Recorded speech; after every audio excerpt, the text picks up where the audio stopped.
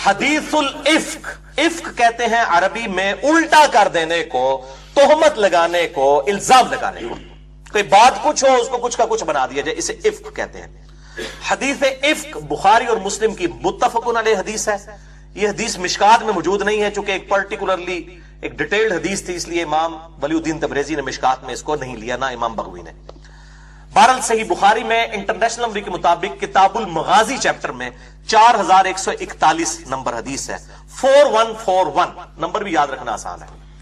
اور صحیح مسلم میں کتاب التوبہ والے چیپٹر میں انٹرنیشنل نمبر کے مطابق 7020 نمبر حدیث ہے، حدیث الافک۔ اب یہ حدیث اتنی انٹرسٹنگ ہے اور اما عائشہ خود راویہ ہیں اس کی کہ اس کو ورڈ بائی ورڈ سنیں گے تو آپ کو ٹیسٹ بھی فیل ہوگا، اور ساتھ ساتھ میں اپنا بے لاگ جو ہے وہ تبصرہ اور کمنٹری بھی کروں گا، اس سے آپ مزید انشاءاللہ محظوظ بھی ہوں گے اور عقائد کے موتی بھی سمیٹیں گے کہ اما عائشہ رضی اللہ تعالی عنہا وعلیہ السلام کے عقائد کیا تھے۔ چنانچہ سیدنا محمد بن مسلم ابن شہاب زہری رحمہ اللہ تعالی المتوفى 124 ہجری، یہ تابعی ہیں اور امام ابو حنیفہ کے استاد ہیں۔ ان کی داڑھی نہیں تھی، چند بال ہی تھے۔ حدیث میں ان سے بڑا عالم ان کے زمانے میں کوئی نہیں تھا۔ عمر بن عبدالعزیز نے ان کی ڈیوٹی لگائی تھی احادیث کو جمع کرنے کے حوالے سے، اور بخاری اور مسلم میں درجنوں نہیں بلکہ سینکڑوں احادیث امام محمد بن مسلم ابن شہاب زہری تابعی المتوفى 124 ہجری سے روایت ہیں۔ الحمدللہ وہ کہتے ہیں کہ مجھ سے 4 بڑے تابعین نے، یعنی تابعی ہیں اور اپنے سے بڑے تابعین نے، جن میں نمبر 1 عروہ بن زبیر جو سیدہ عائشہ کے بھانجے تھے، اسما بنت ابی بکر کے بیٹے، حضرت ابو بکر کے نواسے، حضرت زبیر اشرا مبشرہ کے بیٹے، اور عبداللہ ابن زبیر صحابی کے چھوٹے بھائی۔ نمبر 2 سعید بن مسیب، نمبر 3 علقمہ بن وقاص، اور نمبر 4 عبید اللہ بن عبداللہ بن عتبہ بن مسعود رحمہم اللہ اجمعین وعلیہم السلام۔ ان چاروں نے سیدہ عائشہ زوجہ رسول صلی اللہ علیہ وآلہ وسلم کے خلاف اس تہمت کا واقعہ بیان کیا، اور ان چاروں سے اما عائشہ نے بیان کیا تھا۔ اما عائشہ پردے میں جو ہے وہ اصحاب کو اور تابعین کو درس دیا کرتی تھی، ہے تو ماں ہے لیکن پردے والا معاملہ تھا۔ اور ان چاروں میں سے ہر ایک نے حدیث کا ایک ایک ٹکڑا روایت کیا، اور بعض کو بعض سے زیادہ یہ حدیث یاد تھی اور بیان کرنے میں بہت صحیح تھے۔ میں نے ہر ایک کی حدیث جو انہوں نے مجھ سے بیان کی، یعنی ابن شہاب زہری کہتے ہیں، اور ابن شہاب زہری ایسا مظلوم آدمی ہے کہ جس کو سنی کہتے ہیں شیعہ، کیونکہ سیدنا علی کی شان میں حدیثیں ہیں بخاری مسلم سے اس کی۔ حالانکہ یہ بھول جاتے ہیں ناصبی کہ حضرت ابو بکر اور عمر کی شان میں بھی جو حدیثیں بخاری مسلم میں وہ بھی ابن شہاب زہری سے ہیں۔ اسی لیے شیخ زبیر لیزئی رحمہ اللہ نے اس کے دفاع کے اوپر پورا مضمون لکھا ہے کہ ابن شہاب زہری جو ہے وہ الحمدللہ سنی تھا، الحمدللہ۔ تو یہ ابن شہاب زہری کہتے ہیں کہ میں نے ان چاروں سے وہ روایت سنی، میں نے ہر ایک کی حدیث جو انہوں نے مجھ سے بیان کی تھی یاد رکھی۔ چنانچہ یہ چاروں حضرات بیان کرتے ہیں خود سیدہ عائشہ سے کہ رسول اللہ صلی اللہ علیہ وآلہ وسلم جب بھی کسی سفر پر جانے کا قصد فرماتے تو ازواج مطہرات رضی اللہ عنہن کے درمیان قرہ اندازی فرمایا کرتے تھے، بیلٹنگ کرتے تھے، جس کا نام نکل آئے اس کو لے گئے۔ یہ تو ہم یہ جو اسی اعتبار سے جو یہ کمیٹی ڈالی جاتی ہے اس میں بیلٹنگ کی جاتی ہے، اس کے بعد وہ جو ہوتا ہے نا ایک بندہ کمیٹی اٹھا لیتا ہے اتنے میں، وہ تو سود ہے۔ ویسے کمیٹی اتنی رقم میں لی جائے وہ تو ٹھیک ہے، اور یہ سنت ہے بیلٹنگ کرنا۔ تو آپ صلی اللہ علیہ وسلم اس بیوی کو ساتھ لے جایا کرتے تھے، پھر جس کا نام قرہ میں نکلتا اس زوجہ کو ساتھ لے جاتے۔ سیدہ عائشہ فرماتی ہیں کہ ایک مرتبہ غزوہ بنی مستلق کے موقع پر قرے میں میرا نام نکلا۔ یہ کوئی پکنک منانے نہیں جانے ہوتے تھے، زندگی اور موت کی کشمکش میں جاری ہوتی تھی بیویاں ساتھ، ظاہر ہے لڑائی لڑنے جا رہے ہیں، یہ نہ سمجھے کو آؤٹنگ پہ جا رہے ہوتے تھے۔ یہ غزوہ بنی مستلق کے موقع پر قرہ میں میرا نام نکل آیا اور آپ صلی اللہ علیہ وسلم مجھے اپنے ساتھ لے گئے۔ یہ وقت وہ تھا جبکہ پردے کی آیات نازل ہو چکی تھیں۔ یہ جملہ یاد رکھنا ہے آپ نے، کیونکہ اس کے بعد میں نے ڈاکٹر ذاکر نائک اور شیخ البانی اور جاوید احمد غامدی ان تینوں کی کلاس بھی تھوڑی سی لینی ہے پردے کے حوالے سے۔ میں ان تینوں کی بہت عزت بھی کرتا ہوں لیکن اختلاف رائے بھی کرتا ہوں، کیونکہ یہ چہرے کا پردے کے قائل نہیں ہے، تو اس کے رد میں یہ بخاری مسلم سے حدیث بیان کرنے لگوں۔ وہ کہتی ہیں کہ پردے کی آیات نازل ہو چکی تھیں، یعنی اس سے پہلے پردہ نہیں تھا، بعد میں ہو گیا۔ چنانچہ سفر کے دوران میں پردے کے ساتھ اونٹ کے ہودج، ایک ڈولی جس میں پرانے زمانے میں وہ عورتوں کو بیاہ کے لایا جاتا تھا، اس قسم کی ڈولیاں بنی ہوئی تھی جس میں سیدہ عائشہ کا وہ ڈولی ہوتی تھی جس کو اٹھایا جاتا تھا، 4 اصحاب اٹھاتے تھے اور پھر اونٹ پہ سوار کروا دیا کرتے تھے۔ ہودج میں سوار، یہ مولویوں کے لیے میں بول رہا ہوں، ہودج، ہا کے اوپر زبر ہے، یہ ویسے اردو میں آپ بولیں گے ہودج لوگ بول رہے ہوتے ہیں نا، ہودج میں سوار کرائی جاتی اور اتاری جاتی تھی جب ہم رسول اللہ صلی اللہ علیہ وسلم کی میت میں جنگ سے فارغ ہو کر واپس آئے، پکنک منا کر نہیں، جنگ سے فارغ ہو کر، کئی لوگ شہید بھی ہوئے اس میں۔ تو مدینہ شریف کے بالکل قریب پہنچ گئے تو رات کے وقت آپ صلی اللہ علیہ وسلم نے پڑاؤ کے بعد چلنے کا حکم فرمایا، تھوڑی دیر ریسٹ، پھر کہا کہ ٹھیک ہے اب ہم چلتے ہیں۔ میں رفع حاجت کی غرض سے یعنی پیشاب کرنے کے لیے لشکر سے تھوڑا دور نکل گئی، جب واپس آئی اور سوار ہونے کے لیے اپنی سواری کے قریب آئی تو کیا دیکھتی ہوں کہ میرا ہار جو یمنی موتیوں کا بنا ہوا تھا وہ کہیں ٹوٹ کر گر پڑا ہے۔ اب یہ ہار، یہ تو قرآن پاک میں بھی آیا کہ زیور جو ہے یہ عورتوں کی کمزوری ہے، اب وہ عورت چاہے نبی کی بیوی ہو، یہ اللہ تعالیٰ نے بلٹ ان عورتوں کے اندر زیور کے ساتھ شغف رکھا ہوا۔ تو وہ کہتی ہیں کہ وہ ٹوٹ کر گر پڑا، میں فوراً واپس لوٹی اور ہار تلاش کرنے لگی۔ اسی میں مجھے دیر ہو گئی، جن لوگوں کے سپرد مجھے ہودج پر سوار کرنے کا کام تھا انہوں نے ہودج کو اٹھا کر اونٹ پر رکھ دیا اور سمجھے کہ شاید میں اپنے ہودج میں بیٹھی ہوئی ہوں۔ ظاہر ہے اتنا وزن ہے تو اس میں اب اگر کوئی 50-60 کلو عمر، بلکہ یہ بھی میں زیادہ بتا رہا ہوں، 50-60 کلو سے بھی کم وزن کی کوئی عورت بیٹھی ہو تو کیا پتا چلے گا، نیگلیجبل ہے۔ اور وہ یہ سمجھے کہ میں بیٹھی ہوں۔ اس زمانے میں عورتیں ہلکی ہوا کرتی تھی کیونکہ غذا سادی اور غیر مرغن ہوا کرتی تھی، اس لیے ہودج اٹھانے والوں کو کچھ پتہ نہ چل سکا۔ میں تو اس ہودج میں سوار ہی نہیں ہوں، دوسرا میں بہت کم سن بھی تھی، یعنی میرا وزن بھی کم تھا۔ اس کے بعد وہ سب اونٹ لے کر چل دیے۔ مجھے ہار اس وقت ملا جبکہ لشکر اپنے مقام سے روانہ ہو چکا تھا، رات کا اندھیرا، اکیلی عورت۔ میں اپنی جگہ پر بیٹھ گئی اس خیال سے کہ جب لوگوں کو میرے رہ جانے کی خبر ہوگی تو وہ ضرور تلاش کرنے کی غرض سے واپس آئیں گے۔ یہ بالکل ایسے ہی کرنا چاہیے آج کے زمانے میں بھی، اگر جہاں پر وہ ایسا معاملہ ہے تو وہیں پر رہیں تاکہ وہاں پر آگے کوئی تلاش کر سکے۔ اب تو خیر موبائل فون ہے، مسئلہ ہی حل ہو چکا ہے۔ اسی حالت میں مجھے نیند آ گئی اور میں بیٹھے بیٹھے سو گئی۔ اسی دوران سیدنا صفوان بن معطل رضی اللہ تعالی عنہ وہاں آئے۔ وہ لشکر کے پیچھے پیچھے رہا کرتے تھے تاکہ گری پڑی چیزیں اٹھاتے ہوئے آئے، یعنی جب پڑاؤ اٹھایا تو کسی کا کوئی سامان نہ رہ گیا ہو تو وہ پیچھے ڈیوٹی ہوتی تھی کہ وہ اس کو جو ہے وہ مینج کر لیں۔ جس طرح آپ لوگ اب یہاں سے جتنے 80-100 کے قریب لوگ بیٹھے ہیں چلے جائیں گے، پیچھے ہمارے عثمان بھائی نے وہ سارے وہ کپ سمیٹنے ہیں۔ تو ویسے تو جب ڈسپوزیبل باہر ہی سٹ کے لوگ ٹوٹ جاتے سن، جڑا نا جوسز او دے ڈبے بھی سٹ کے، تو وہ کہتے ہیں چلو کوئی ضروری سامان ہے تو صفوان بن معطل پیچھے رہتے تھے تو وہ اس کو چنا کرتے تھے۔ وہ صبح کے وقت جب میرے قریب پہنچے تو مجھے سوتا ہوا دیکھ کر پہچان لیا، کیونکہ پردہ کی آیات نازل ہونے سے پہلے مجھے دیکھ چکے تھے۔ سوتی ہوئی حالت میں سیدہ عائشہ کا پردہ اتر گیا ہوا، سیدنا صفوان نے پہچان لیا یہ تو اماں ہے، اور اماں کیا کمنٹری کہہ رہی ہے کہ انہوں نے میری شکل اسی لیے دیکھ کے پہچان لیا کہ پردے کی آیات نازل ہونے سے پہلے انہوں نے میری شکل دیکھا تھا، اگر وہ نہ دیکھی ہوتی تو مجھے پہچانتے بھی نہیں عورت کون ہے۔ Point to be noted for doctor Zakir Naik, Sheikh Albani, چلے وہ تو فوت ہو چکے رحمہ اللہ، اور جاوید احمد غامدی صاحب حافظہ اللہ تعالی، ساروں کے لیے۔ تو یہ پردے کا چہرہ تھا امہات المومنین۔ ہمارے لیے تو آئیڈیل وہی ہے نا، سورۃ العذاب میں آیا کہ نبی کی بیوی ہو تم عام عورتوں کی طرح نہیں ہو، اگر تم نے بے حیائی کی تمہیں دگنا عذاب دیا جائے گا، تم تو رول ماڈل ہو امت کے لیے۔ تو امت کے لیے، کیونکہ غامدی صاحب کہتے ہیں یہ ازواج کی خصوصیت تھی چہرہ ڈھانپنا، باقیوں کی نہیں ہے۔ ڈاکٹر ذاکر نائک صاحب کا بھی یہ موقف ہے کہ اگر کوئی کر لے تو بہتر ہے، نہ کرے تو کوئی واجب نہیں ہے۔ تو پردے کی آیات جو نازل ہوئی، حکم نازل ہوا، پھر کس کے لیے ہوا تھا؟ مسئلہ 106 میں بھی میں نے تھوڑا بہت اشارہ کیا، انشاءاللہ مجھے موقع ملا تو میں اس کے اوپر ڈیٹیل لیکچر بھی انشاءاللہ اس حوالے سے دوں گا۔ تو صفوان بن معطل نے جب دیکھا تو اما عائشہ کہتی ہیں انہوں نے زور سے پڑھا انا للہ و انا الیہ راجعون، یعنی ایک بہت بڑی مصیبت تھی مسلمانوں کے اوپر۔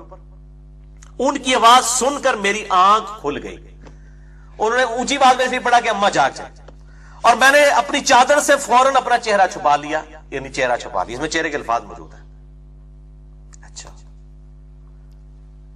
اللہ کی قسم ہم دونوں نے آپس میں کوئی بات تک نہیں کی۔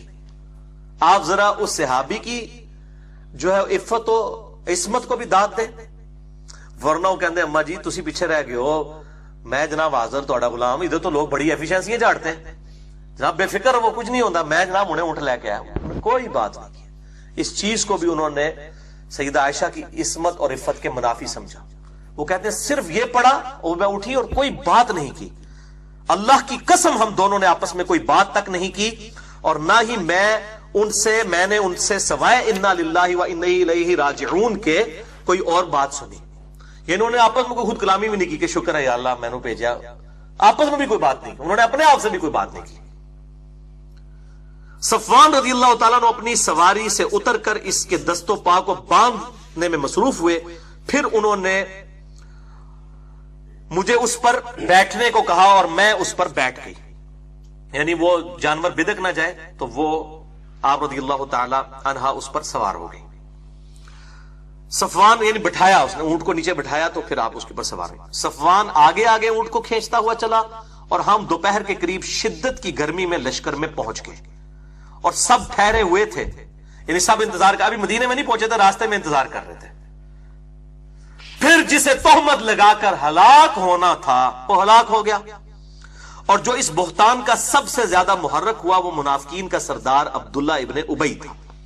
اور وہ ابن زبیر کہتے ہیں کہ مجھے معلوم ہوا ہے کہ عبداللہ ابن ابی کے سامنے جب بھی افک کا ذکر ہوتا تو وہ اس کا اقرار کرتا تھا اور اس واقعے کو یعنی جھوٹا واقعہ بنا کے سنایا بھی کرتا تھا، جبکہ ان بہتان لگانے والوں میں تینوں ہی صحابہ ہیں، کوئی بریلوی دیوبندی اہل حدیث شیعہ نہیں ہے، حنفی شافعی مالکی حنبلی نہیں ہے، تینوں صحابہ۔ نمبر 1 سیدنا حسان ابن ثابت رضی اللہ تعالی عنہ وعلیہ السلام۔ نمبر 2 سیدنا مستح بن اثاثہ رضی اللہ تعالی عنہ وعلیہ السلام، یہ سیدنا ابو بکر کے رشتہ دار بھی تھے۔ اور تیسرا ام المؤمنین سیدہ زینب کی بہن چھوٹی حمنہ بنت جحش رضی اللہ عنہن وعلیہم السلام، یہ 3 تھے جنہوں نے جو اس تہمت لگانے والوں میں شامل ہو گئے بغیر دلیل کے، اور پھر چونکہ دلیل نہیں تھی، جھوٹا الزام بھی تھا، ان کو پھر 80 کوڑے بھی لگے، صحابی ہونے کے چھوڑا نہیں گیا۔ وہ حدیث موجود ہے ترمذی میں 3180، سنن ابی داؤد میں 4474، مشکات میں بھی موجود ہے 3579 3579، کہ ان تینوں کو پھر 80 کوڑے بھی لگائے گئے جھوٹے الزام کی وجہ سے، قذف جسے کہا جاتا ہے۔ اگر ثابت نہ ہو تو پھر ان پہ کوڑے لگائے جائیں گے۔ عبداللہ ابن ابی کو چھوڑ دیا گیا چونکہ منافق تھا، فتنے کے ڈر سے کہ وہ پارٹی بازی نہ بنا لے، اس کو تو سب کو عیاں تھا، اس کو اس میں صرف نظر کیا گیا۔ تو کہتے ہیں کہ اس کے علاوہ اور کوئی مجھے نہیں پتا کسی صحابی اس میں شامل ہوا ہو، مگر منافقین کی ایک جماعت تھی جس کے متعلق اللہ تعالیٰ نے فرمایا والذی تولی کبرہ منہم لہ عذاب عظیم، کہ ان میں سے جو سب سے بڑا ہے ہم اس کو عذاب دیں گے، یعنی عبداللہ ابن ابی، وہ بڑا اس کا سرغنہ تھا، یعنی جو ان کا سرغنہ تھا اس کے لیے دردناک عذاب ہے۔ اور عروہ کہتے ہیں کہ وہ بڑا سرغنہ عبداللہ ابن ابی تھا۔ اور آپ کو حیرانگی ہوگی کہ بنو امیہ کے لوگ کتنے عرصے تک یہ جو الفاظ ہیں نا قرآن میں کہ ان کا بڑا جو ہے اس کو عذاب دیں گے تو حضرت علی پہ لگاتے تھے، نعوذ باللہ، لیکن بخاری مسلم پہ قربان جائیں انہوں نے تو نام بھی لکھ دیے کہ عبداللہ بن ابی تھا۔ یعنی جب انسان دشمنی پہ اتر آئے تو پھر انسان، جس طرح وہ مشرکین عرب کہا کرتے تھے، یہودی جو ہے وہ کہتے تھے کہ مسلمانوں سے تو مشرکین عرب بہتر ہے، حالانکہ مسلمان تو حضرت موسیٰ کو بھی مانتے تھے، آسمانی دین کو مانتے تھے، مشرکین تو بت پرست تھے، لیکن جب کسی کا گیر الٹا لگ جائے، تعصب میں بغیم بینہم آ جائے تو پھر ان قسم کی بات کرتا ہے۔ جس طرح یہاں پہ بھی ہمارے جو بعض جو سخت قسم کے مولوی ہیں وہ کہتے ہیں جناب یہ جو بریلوی دیوبندی ہیں یہ تو مشرکین عرب سے بھی گئے گزرے ہیں۔ مشرکین عرب تو نبی صلی اللہ علیہ وسلم کو پیغمبر ہی نہیں مانتے تھے، نعوذ باللہ، کتنے الفاظ ان کے لیے استعمال کرتے تھے، اور یہ تو پھر بھی نبی صلی اللہ علیہ وسلم کی عزت کرتے ہیں۔ اسی طریقے سے بریلوی جب بولنے پہ آتے ہیں وہ کہتے ہیں جی اہل حدیث تو جو ہے مشرکین عرب سے بھی گئے گزرے ہیں، وہ گستاخ رسول ہیں، یہ بھی گستاخ رسول ہیں، یعنی جس کا جو دل کرتا ہے نا وہ بولتا ہے۔ تو یہ میں نے ساتھ انصاف کا تقاضا تھا، چونکہ یہ تاریخ اسلام میں بہت یہ ملتا ہے کہ یہ بڑے شد و مت کے ساتھ پھر اللہ تعالیٰ نے ان کا زور ٹوٹا۔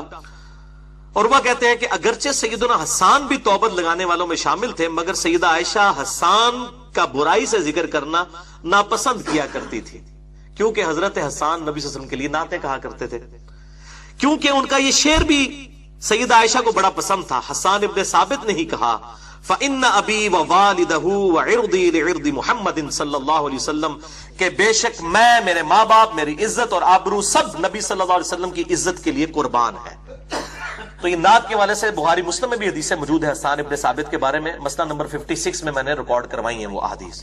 بہرحال سیدہ عائشہ فرماتی ہیں میں مدینہ میں 1 مہینہ تک بیمار رہی اور لوگوں میں تہمت کے متعلق بات چیت ہوتی رہی اور میرا شک بڑھتا رہا۔ اب سیدہ عائشہ کو کسی نے نہیں بتایا کہ جی آپ کے خلاف اس طرح کا طوفان کھڑا کر دیا، کہتی ہیں میرا شک بڑھتا گیا، اور قدرے اس وجہ سے زور پیدا ہوا کہ میں نے رسول اللہ صلی اللہ علیہ وسلم کو اس بیماری میں پہلے کی طرح مہربان نہیں دیکھا تھا۔ آپ صلی اللہ علیہ وسلم اندر تشریف لاتے اور صرف اتنا دریافت فرما کر چلے جاتے کہ عائشہ آپ کیسی ہو۔ آپ صلی اللہ علیہ وسلم کے اس طرز عمل سے میری بیماری میں اضافہ ہوتا گیا اور مجھے اس طوفان کی کوئی خبر ہی نہیں تھی۔ جب مجھے کچھ صحت ہوئی تو میں مستح کی ماں کے ساتھ رفع حاجت کے لیے باہر گئی، یعنی وہاں پہ ٹوائلٹ اٹیچ بات تو نہیں ہوا کرتے تھے، عورتیں بھی رات کے وقت میں اور ٹوائلٹ بھی جانے کی ٹائمنگ ہوا کرتی تھی۔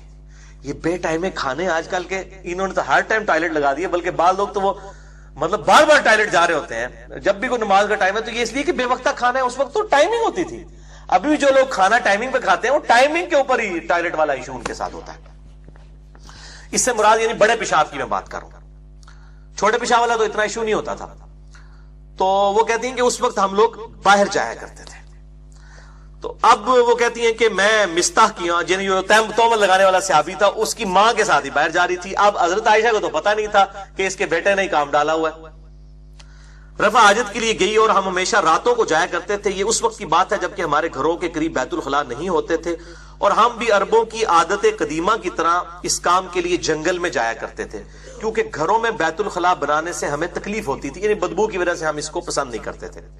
ظاہر اس وقت سیوریج کا سسٹم نہیں تھا، تو ظاہر ہے وہ جس طرح آج مطلب ہم نے تو اپنی یعنی بچپنے میں یہ چیزیں دیکھی ہیں کہ عورتیں وہ صفائی کرنے والی گھر سے سب کچھ اٹھا کے لے جایا کرتی تھی جب تک یہ سیوریج والا سسٹم نہیں تھا۔ تو اس زمانے میں بھی پھر ظاہر ہے گھر سے بدبو اور پھر بندہ لگوانا، ذمہ داروں کو ارینج کرنا، یہ بڑا ایک ایشو تھا، تو اس لیے وہ لوگ باہر جایا کرتے تھے۔ ابھی بھی میرا خیال ہے کے پی کے اندر، کیوں جی کے پی کے اندر رواج موجود ہے، ابھی بھی لوگ جو ہے وہ باہر جا کے اس طرح کے معاملات کرتے ہیں۔ اچھا، تو وہ کہتے ہیں کہ ہم لوگ جایا کرتے تھے باہر، میں اور مستح کی ماں جو کہ ابی رحم بن عبد المطلب بن عبد مناف کی بیٹی تھی، اور اس کی ماں صخر بن عامر کی بیٹی تھی، اور وہ میرے والد سیدنا ابوبکر کی خالہ تھی، اور مستح بن ثاثہ ان کا بیٹا تھا، یعنی سیدنا ابوبکر کی خالہ کا بیٹا رشتے میں۔ دیکھو یعنی گھر والا، اور اس کا وظیفہ حضرت ابوبکر نے لگایا ہوا تھا۔ یہ وہ تھا کہ جو حضرت ابوبکر کے ٹکڑوں پہ پال رہا تھا، ظاہر اللہ نے سبب بنایا ہوا تھا، سیدنا ابوبکر اس کے لیے وظیفہ لگایا ہوا تھا غربت کی وجہ سے۔ تو کہتے ہیں کہ میں اس کی ماں کے ساتھ جب رفع حاجت سے فارغ ہو کر لوٹنے لگے تو راستے میں مستح کی ماں کا پاؤں چادر میں الجھا تو وہ گر پڑی، تو وہ اپنے بیٹے مستح کو برا کہنا شروع ہو گئی کہ تیرے ستیہ ناس ہو جائے۔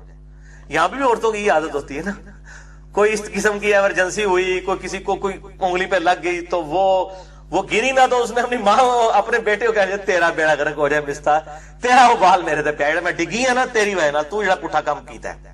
یہ اصل میں تھا بیچ میں۔ اب اما عائشہ کہتی ہے میں نے کہا ارے تم مستح کو کیوں بری کہہ رہی ہو، گری تو خود ہو، وہ تو جنگ بدر کا صحابی ہے۔ لو جی، بدری صحابی۔ یہاں لوگ کہتے ہیں صحابہ معصوم ہیں، وہ بھائی انسان تھے، غلطی ہو سکتی ہے، اس سے بڑی کوئی غلطی ہے کہ اما عائشہ کے اوپر تہمت لگا دی؟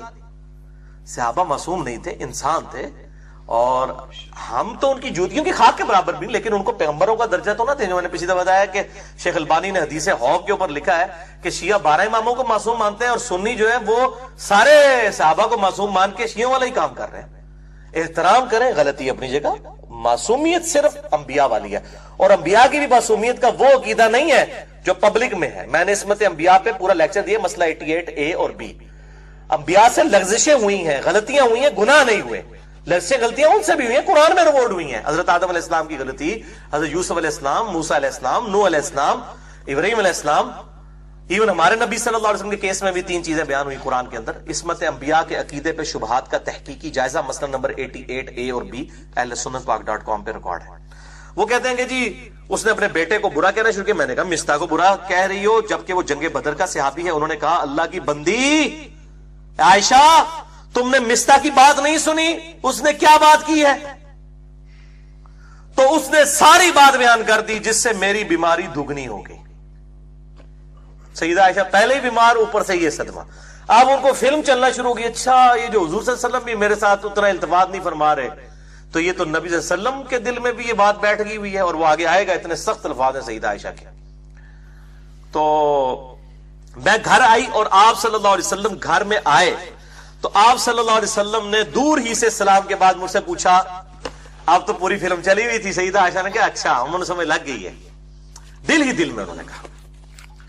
مجھ سے پوچھا فرمایا کیسی ہو؟ میں نے عرض کیا کہ مجھے میرے ماں باپ کے گھر جانے کی اجازت دے دیں۔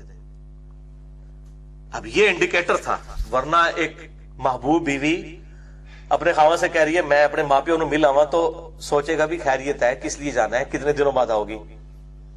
سیدہ عائشہ کہتی میں اس لیے جانا چاہ رہی تھی، میں جا کے ادھر جا کے پوچھوں اپنے ماں باپ سے کہ یہ جو طوفان کھڑا ہوا ہے تو تسی لوگ پہ کر دیو، میں تو اڈی بچی ہیں۔ تو نبی صلی اللہ علیہ وسلم نے، میرا خیال تھا کہ میں ان کے پاس جا کر اس بات کی تحقیق کروں، تو آپ صلی اللہ علیہ وسلم نے مجھے فوراً اجازت دے دی، کوئی آپ نے نہیں روکا۔ میں گھر آئی اور اپنی ماں سے کہا کہ ماں یہ لوگ کیا باتیں کر رہے ہیں؟ تو ماں سادیاں ماں انہوں نے کہا بیٹی تم اس کا بالکل غم مت کھاؤ۔ مجھے بھی لوگ کہتے ہیں علی بھائی آپ پہ الزام لگتا ہے، آپ خاموش نہیں، خیر ہے اللہ تعالیٰ بات کرنے لگے، وہ جس سے ہو رہی ہوتی ہے انہوں پتا ہے نا کہ پہ ہوتا ہے، کسی کو مشورہ دینا بڑا سوکھا ہوتا ہے۔ اب یہ ماں کیا کہہ رہی ہے؟ ماں کہتی ہیں کہ بیٹا غم نہ کھاؤ، یہ تو شروع سے ہوتا چلا آیا ہے، جب کسی خوبصورت عورت کی سوکنیں ہوتی ہیں اور شوہر اس سے زیادہ محبت کرتا ہے تو اس قسم کی عورتوں پہ الزامات نکلتے رہتے ہیں۔ میں نے کہا سبحان اللہ، لوگ ایسی باتیں منہ سے نکالنا شروع ہو گئی اور آپ کہہ رہی ہیں کچھ نہیں۔ وہی گل ہے نا جس نے مصیبت پئی ہوتی ہے انہوں پتا ہوتا ہے نا، لیکچر تو انہیں ریکارڈ کرانا ہے۔ انجینئر محمد علی مرزا پر 10 جھوٹے الزامات کا تحقیقی جائزہ، وہ جو تکلیف سے گزرا ہوتا ہے اس کو پتا ہوتا ہے۔ خیر میں رات بھر روتی رہی اور صبح ہو گئی، نہ آنسو تھمے نہ ہی نیند آئی پوری رات۔ جب وہی الہی آنے میں دیر لگی تو رسول اللہ صلی اللہ علیہ وسلم نے سیدنا علی رضی اللہ تعالیٰ عنہ اور سیدنا اسامہ کو بلایا، یہی دو حضور کے لاڈلے سے آپ ہی تھے۔ سیدنا علی بچپن سے پالا ہوا اور سیدنا جو اسامہ تھے وہ زید ابن حارثہ کے بیٹے، وہ بھی آپ کے پوتوں کی مانند تھے۔ اچھا، اور اس معاملے میں مشورہ کیا۔ اسامہ جو ازواج مطہرات کی پاک دامنی سے واقف تھے کہنے لگے یا رسول اللہ صلی اللہ علیہ وسلم، عائشہ تو آپ صلی اللہ علیہ وسلم کی بیوی ہے، ان کو اپنے پاس رکھیے، میں ان میں کوئی برائی نہیں دیکھتا، وہ نیک اور پاک دامن عورت ہے۔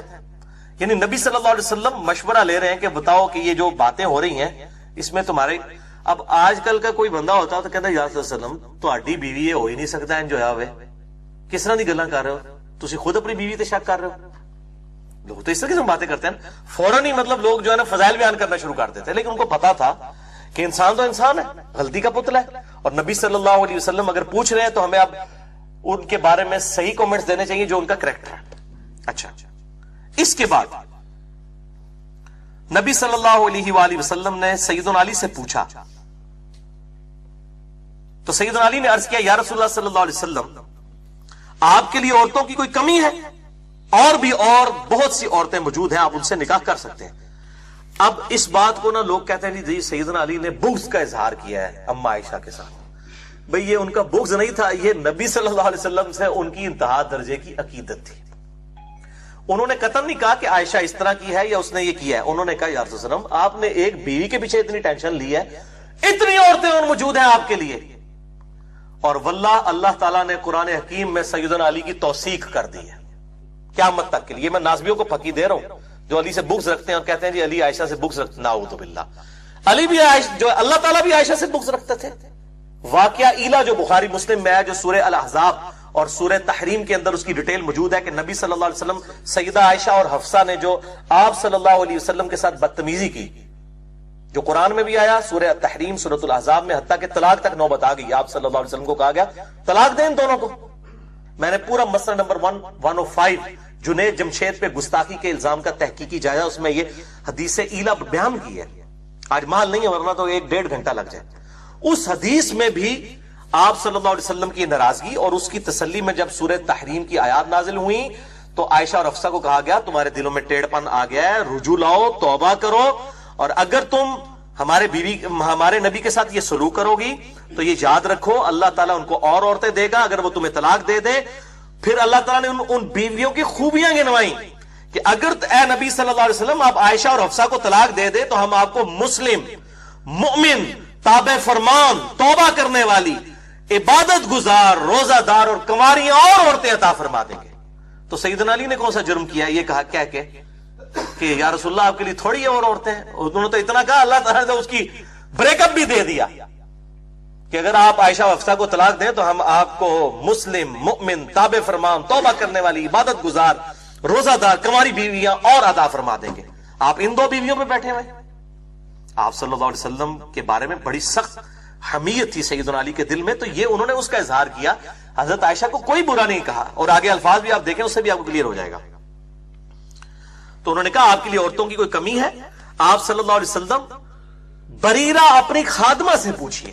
سیدنا علی نے کہا کہ میں اب اس کے بارے میں کیا کامنٹس کروں، عائشہ کے بارے میں سب سے قریبی تو آپ کی خادمہ ہے جو عائشہ اور آپ کے دونوں کے ساتھ اٹیچ ہے، وہ سب سے بہتر سمجھتی ہے کہ سیدہ عائشہ رضی اللہ تعالیٰ عنہا کا کریکٹر کیسا ہے. وہ سب قصہ بیان کریں گی. پھر آپ صلی اللہ علیہ وسلم نے بریرہ کو طلب کیا اور فرمایا اے بریرہ، عائشہ کی کوئی بے جا بات تمہیں معلوم ہو اور دیکھی ہو تو اسے بیان کرو. بریرہ نے کہا اللہ کی قسم جس نے آپ صلی اللہ علیہ وسلم کو رسول بنا کر مبعوث کیا، میں نے عائشہ میں کوئی ایسی بات نہیں دیکھی کہ اس پر تہمت کی تصدیق کر سکوں. انہوں نے توثیق کر دی. اللہ اکبر. ہاں وہ نہایت کم سن لڑکی ہیں اور ان کے بھولے پن کی حالت یہ ہے کہ آٹا گوندھ کر سو جاتی ہیں تو بکری آ کر کھا جاتی ہے. یعنی یہ ان کے اندر ایک تھوڑی سی اس حوالے سے کمزوری موجود ہے، باقی کریکٹر کی کوئی کمزوری نہیں ہے. آپ صلی اللہ علیہ وسلم بریرہ کی بات سن کر کھڑے ہوئے. پھر ممبر پر آ کر آپ صلی اللہ علیہ وسلم نے عبداللہ ابن ابی کے متعلق مسلمانوں سے خطبہ ارشاد فرمایا اور کہا مسلمانوں اس شخص سے کون بدلہ لے گا جس نے میری بیوی پر الزام لگایا ہے اور مجھے بدنام کرنے کی کوشش کی ہے اور اس بدنامی کو مجھ تک لے آیا. اللہ کی قسم میں اپنی بیوی کو نیک اور پاک دامن ہی سمجھتا ہوں. اب یہ جو آپ صلی اللہ علیہ وسلم کا قسم اٹھانا ہے نا، تو بخاری و مسلم میں حدیث ہے کہ اللہ کے ایسے نیک بندے بھی ہیں جب قسم اٹھا دیں تو اللہ ان کی قسم کو سچا کر دیتا ہے. تو سب سے نیک آدمی کون ہے؟ ہمارے محبوب صلی اللہ علیہ وسلم. اور یہ اس قسم میں یہ چیز پوشیدہ ہے کہ آپ صلی اللہ علیہ وسلم بھی سیدہ عائشہ کے بارے میں حسن ظن رکھتے تھے. اچھا، اور پھر نبی صلی اللہ علیہ وسلم نے اسی خطبے میں کہا کہ اور جس غریب صفوان کو یہ شریک کر رہے ہیں میرے بیوی کے معاملے میں وہ بھی انتہائی اچھا آدمی ہے، میری غیر موجودگی میں کبھی بھی وہ میری بیوی کے پاس نہیں آیا. یہ کلام سنتے ہی سعد ابن معاذ اوس کے سردار کھڑے ہوئے اور عرض کیا یا رسول اللہ آپ کے حکم کی تعمیل کی جائے گی. اگر یہ شخص میرے قبیلے کا ہوتا یعنی عبداللہ ابن ابی، وہ خزرج میں سے تھا، تو میں ابھی اس کی گردن مار دیتا. اور اگر یہ ہمارے بھائیوں خزرج میں سے ہے، اب قبائلی سسٹم بڑا سٹرونگ تھا، تو آپ صلی اللہ علیہ وسلم ہمیں حکم دے تو اس پہ عمل کیا جائے گا، ہم ان کو بھی نہیں چھوڑیں گے. اچھا آپ دیکھیں قبائلی سسٹم کتنا سٹرونگ تھا.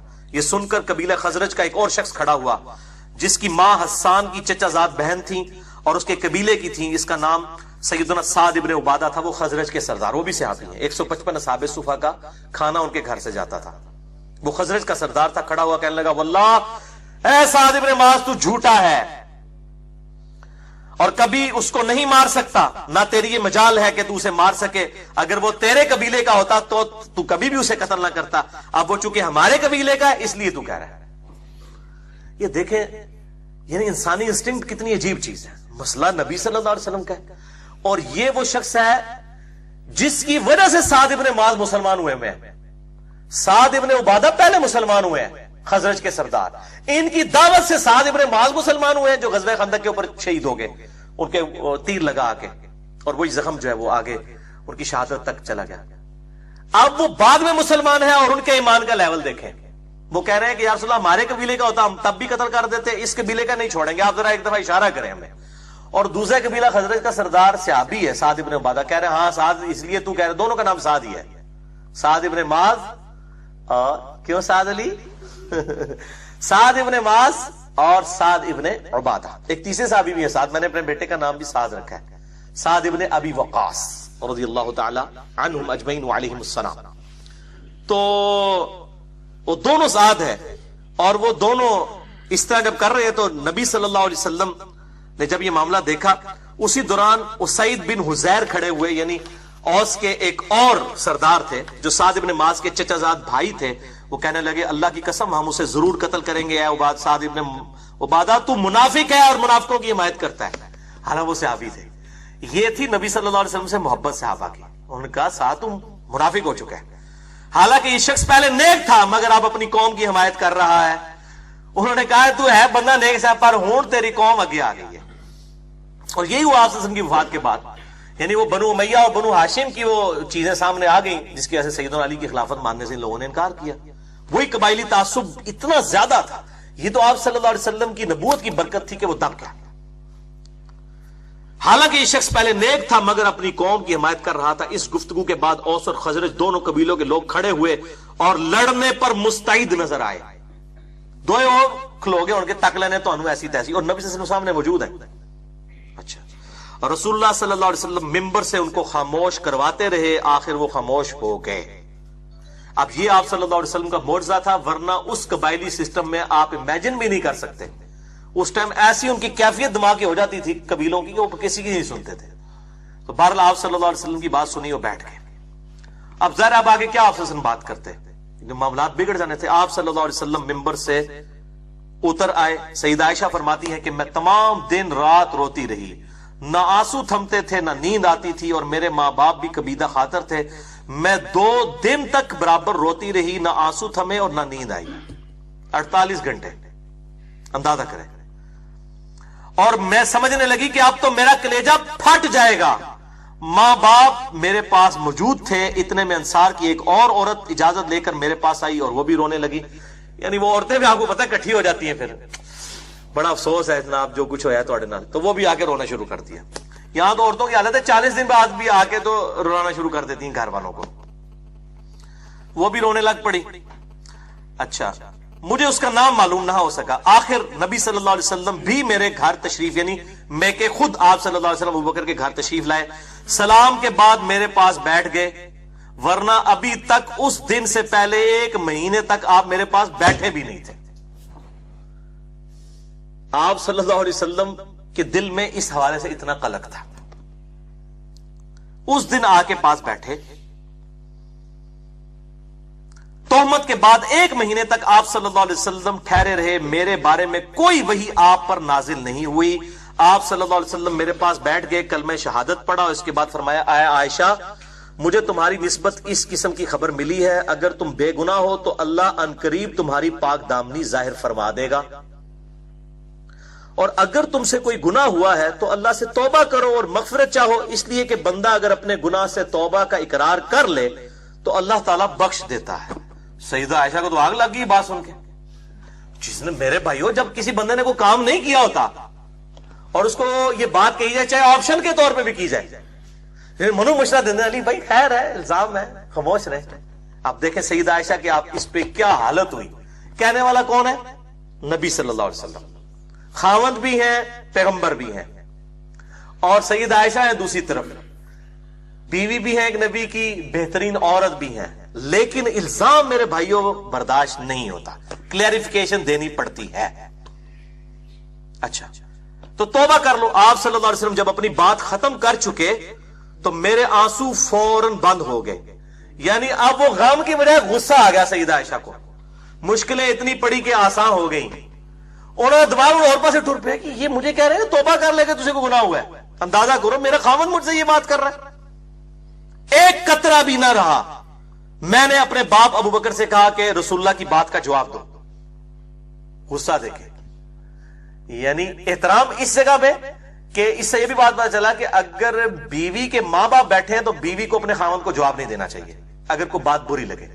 تو سیدنا ابوبکر سے کہا سیدہ عائشہ نے کہ میرے باپ ہیں آپ، میرا خاوند میرے بارے میں یہ بات کر رہا ہے، آپ اس کو جواب دیں، ان کو جواب دیجئے۔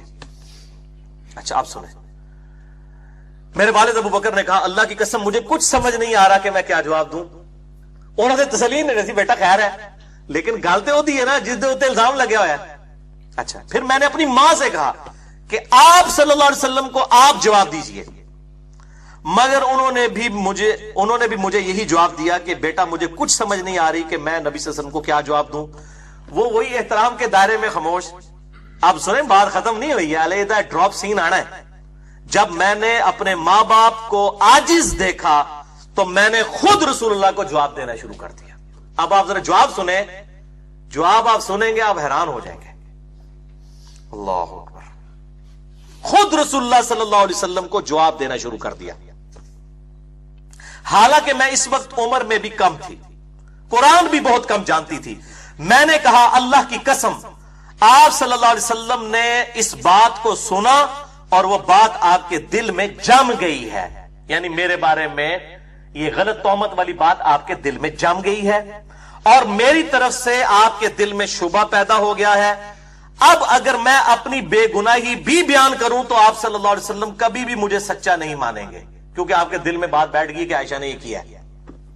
اندازہ کریں. ہاں اگر میں اپنے گناہ کا اقرار کر لوں کہ واقعی میں نے یہ کیا ہے اور حالانکہ حقیقت میں نے نہیں کیا تو آپ ضرور مان لیں گے. یعنی اگر میں یہ جھوٹی موٹی بھی کہہ دوں نا کہ یا رسول اللہ میں توبہ کر رہی ہوں میں کیتا ہے تو تجھے کہو گے ہاں اے ہوں ٹھیک ہے. اس سے یہ بات پتا چلا کہ حضرت عائشہ کے دماغ میں بھی کہیں نہیں تھا کہ نبی صلی اللہ علیہ وسلم کو علم غیب ہے. یہ باتیں علم غیب والے کے ساتھ کی جاتی ہیں. یہ میں بریلویوں کو توبہ کی طرف دعوت دیتا ہوں کہ علم غیب والا جو مسئلہ ہے وہ اس طرح ہے نہیں ہے, وہ اللہ کے بتانے پر محمول ہوتا ہے. مسئلہ نمبر 6A اور 6B ریکارڈڈ میرا موجود ہے اہلسنتپاک.com پہ. ورنہ اس لیول کی گفتگو میں کہتا ہوں یہ کسی کو یہ گفتگو حضرت عائشہ کے بغیر بتائی جائے نا, لا الہ الا اللہ محمد رسول اللہ, تمام بریلوی اس کو کافر اور گستاخ رسول کہیں گے جس نے یہ جملے بولے ہیں حضور کے بارے میں. علم غیب دا منکر گستاخ رسول. اور وہ کون ہے؟ سیدہ عائشہ. ان کے عقیدہ جو انہوں نے پروپیگیٹ کیا ہوا ہے پبلک کے اندر, نعوذ باللہ من ذالک. اچھا پھر کہنے لگی کہ میں نے کہا کہ اللہ گواہ ہے کہ اب میری اور آپ کی وہی حالت ہے جو یوسف کے والد کی تھی. پھر میں نے قرآن کی وہ آیت سورہ یوسف کی پڑھی, فصبر جمیل واللہ المستعان علی ما تصفون. میں صبر کروں گی. جو حضرت یعقوب علیہ السلام کو جب ان کے قریبی رشتہ دار سمجھاتے تھے نا کہ یوسف کو نہ یاد کریں نہ یاد کریں, آپ کو ویسے ہی وہم ہو گیا ہے, وہ کہتے ہیں مجھے یوسف کی خوشبو آتی ہے, تو انہوں نے کیا کہا؟ یہی پڑھا فصبر جمیل واللہ المستعان علی ما تصفون. میں صبر کروں گا جو کچھ یوسف کے بھائیوں نے کیا, اللہ سے مدد مانگوں گا. یہ کہہ کر میں نے اپنا منہ گھما لیا اور بستر پر خاموشی سے لیٹ گئی حضور صلی اللہ علیہ وسلم کو کنڈ کر کے. اتنا غصہ یہ بات کر کے اس کے بعد کہتی میں نے دوسری طرف منہ کر لیا, کیونکہ مجھے یقین تھا کہ اللہ خوب جانتا ہے کہ میں گناہ ہوں. اور اگر بریلوی ہوتی تو وہ بھی عقیدہ ہوتا وہ والا جو معاملہ انہوں نے مشہور کیا ہوا ہے, اور میری گناہ بے گناہی کو اللہ ظاہر کر دے گا. مگر مجھے یہ خیال بھی نہ تھا کہ میرے معاملے میں قرآن کی آیات نازل ہو جائیں گی. اللہ اکبر. سورۃ النور آیت نمبر 11 سے لے کر 26 تک 16 آیات. اللہ. اچھا انہوں نے کہا کہ مجھے یقین تھا کہ اب ہو جائے گا. کیوں؟ اب اس سے بڑی کیا تکلیف تھی کہ خاوند کہہ رہا کہ توبہ کر لے اگر ہو گیا, کیونکہ یہ قرآن کی آیت ہے ان مع العسر یسرا ان مع العسر یسرا. ہر مصیبت کے بعد آسانی ہے, ہر مشکل کے بعد آسانی ہے. انہوں نے کہا اس سے بڑی تو کوئی مشکل آ ہی نہیں سکتی تھی کہ میرا خاوند مجھ پہ شک کرے. اب کہتی مجھے یقین ہو گیا کہ اب اس کے بعد آسانی آئے گی, یعنی اللہ تعالیٰ خود اظہار کر دے گا اس معاملے کا. مجھے تو یقین بھی نہ تھا میرے بارے میں آیات نازل ہوں گی اور قیامت تک پڑھی جائیں گی, کیونکہ میں اپنی حیثیت اتنی نہیں سمجھتی تھی کہ اللہ تعالیٰ میرے بارے میں اپنا قرآن نازل فرما دے گا. ہاں یہ امید تھی کہ آپ صلی اللہ علیہ وسلم کو خواب میں میرے متعلق بتا دیا جائے گا. یعنی اس سے کیا پتا چلا؟ ان کو یہ عقیدہ نہیں تھا کہ نبی صلی اللہ علیہ وسلم خود علم غیب جان لیتے ہیں, جب چاہے جتنا چاہے جان لیتے ہیں. یہ عقیدہ نہیں تھا ان کا. نعوذ باللہ. مسئلہ نمبر 6A اور 6B دیکھ لیجئے. خواب میں میرے متعلق بتا دے گا جس سے میری بے گناہی ثابت ہو جائے گی. اس کے بعد آپ صلی اللہ علیہ وسلم اپنی جگہ سے اٹھے بھی نہ تھے, نہ کوئی گھر کا آدمی اٹھا تھا.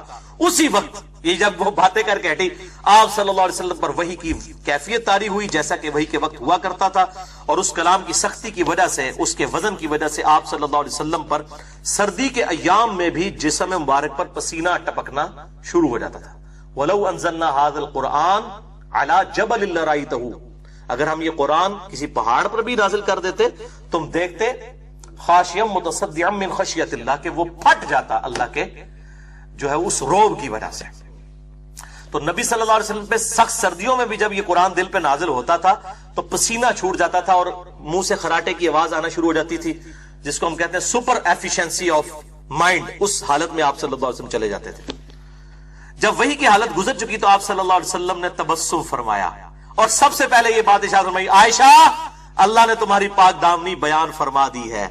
میری ماں نے ماں ٹھنڈیاں چھاواں، میری ماں نے فوراً کہا عائشہ اٹھو، فوراً آپ صلی اللہ علیہ وسلم کا شکریہ ادا کرو۔ ماں بیچاری بولیاں، میں نے کہا اللہ کی قسم میں رسول اللہ کا شکریہ ادا نہیں کروں گی، بلکہ میں اپنے رب کا شکر ادا کروں گی جس نے میری برات کا اعلان کیا۔ آپ تو تھوڑی دیر پہلے تک میرے پہ شک کر رہے تھے، میں آپ صلی اللہ علیہ وسلم کا شکر کیوں ادا کروں؟ یہ اس کی ٹرانسلیشن ہو رہی ہے، سیم الفاظ ہے، پورا سن چکے ہیں۔ میں اللہ کا شکر ادا کروں گی جس نے میرے خاوند کا دل میرے بارے میں صاف کیا، آیات نازل کی۔ اچھا نبی صلی اللہ علیہ وسلم بیٹھے تھے، انہوں نے نہیں کہا تو گستاخی کر دیتی ہے، پوائنٹ ٹو بی نوٹڈ، ورنہ تو کہنا چاہیے تھا نا۔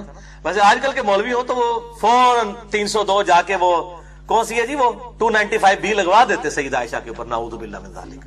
بالکل ان منوسوں کا تو ایک عقیدہ ہے کہ گستاخ رسول کی توبہ بھی قبول نہیں ہے۔ یہ ابن تیمیہ نے جو ٹیکہ لگا دیا نا کہ جی گستاخ رسول کی توبہ ہی نہیں ہے، چاہے وہ توبہ کر بھی لے، مشرک کی توبہ ہے اگر توبہ کر لے، گستاخ رسول کی نہیں ہے۔ یہ ٹیکہ ایسا لگا ہے، بریلوی، دیوبندی، اہل حدیث، شیعہ چاروں نے یہ ٹیکہ لگوا کے اپنا دماغ خراب کر لیا۔ میں نے ان کے رد پہ مسئلہ نمبر 49 ریکارڈ کروایا، گستاخ رسول کی سزا اور گستاخانہ فلم اور کارٹون کے اوپر، کہ کس منطق سے آپ نے نکالا ہے کہ گستاخ رسول کی توبہ نہیں ہے؟ توبہ تو بھائی موت کے غرقنے سے پہلے جامعہ ترمذی میں حدیث ہے کہ توبہ قبول ہے۔ شرک سے بڑا کون گستاخ ہو سکتا ہے؟ شرک اللہ کی گستاخی ہے، وہ بھی توبہ قبول ہے۔ گستاخ رسول اگر کسی سے ہو بھی جائے قبول ہے اگر وہ توبہ کر لیتا ہے۔ وہ پاکستانی گستاخی نا، وہ پاکستان میں تو ہر چیز گستاخی۔ میں جو کچھ حضرت عائشہ کا کریکٹر بتا رہا ہوں نا، پاکستان کے کیس میں اس میں درجنوں گستاخیاں پاکستان کے علماء، بریلوی، دیوبندی، اہل حدیث، شیعہ اپنا جو انہوں نے فارمولہ گستاخی رسول کا بنایا وہ لگا دیں گے۔ اب دیکھیں، اندازہ کریں، وہ کہتی ہیں میں اللہ کی قسم نبی صلی اللہ علیہ وسلم کا شکر نہیں ادا کروں گی بلکہ میں اللہ کا شکر ادا کروں گی۔ اور اللہ تعالیٰ نے یہ 10 آیات ان الذین جاءوا بالافک عصبۃ منکم سے لے کے وان اللہ رؤوف الرحیم، یہ 10 تو پرٹیکولر آپ کی برات میں تھی، اور اگلی 6 آیات میں سیدنا ابوبکر نے جو وظیفہ بند کیا تھا وہ ابوبکر کو بھی کہا گیا تم اللہ کے لیے وظیفہ دے رہے ہو، وظیفہ دوبارہ سے سٹارٹ کرو۔